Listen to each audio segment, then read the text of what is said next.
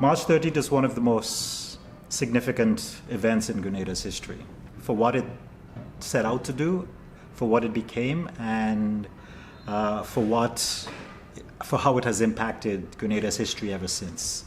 It began an event or period that has really brought about some huge changes in not just physical changes on the ground, but a lot of psychological changes among Grenadians. On March 13th, 1979, Grenada became the first English-speaking Caribbean country to have had a revolution, meaning where the government was overthrown. So they took the decision to stage a coup against Eric Gairy's government.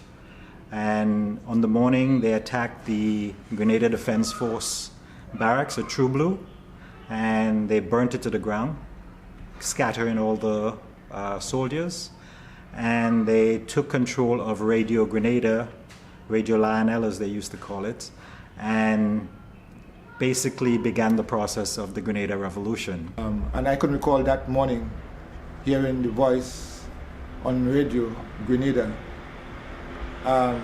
This is Radio Free Grenada, announcing that they are now Radio Free Grenada, and the People's Revolutionary Government has taken over, and so on and so forth. And it was a very solemn but scary time. They called on people, the police and members of the Gairy government, to relinquish power, do not try to put up a fight, and they called on the police stations to surrender.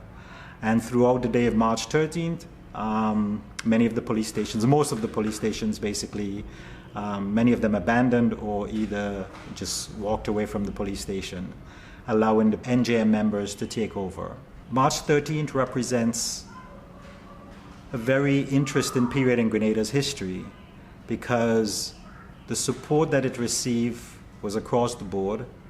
And for the first time, many people believed that they were participating in something much bigger than themselves. I think people really felt a part of a movement.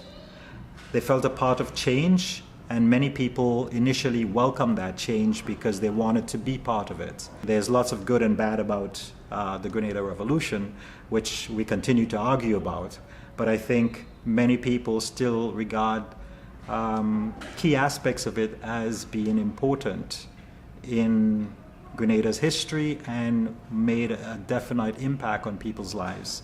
One of the problems we're seeing today is that many Grenadians do not know about the history of March 13th or the Grenada Revolution.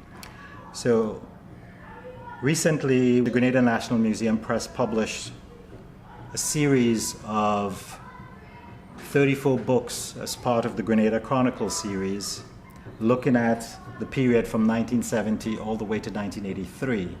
This was compiled by Ann Wilder for the Grenada National Museum, and these are available on Amazon. This is something I think that's really valuable if you want to learn about the Grenada Revolution.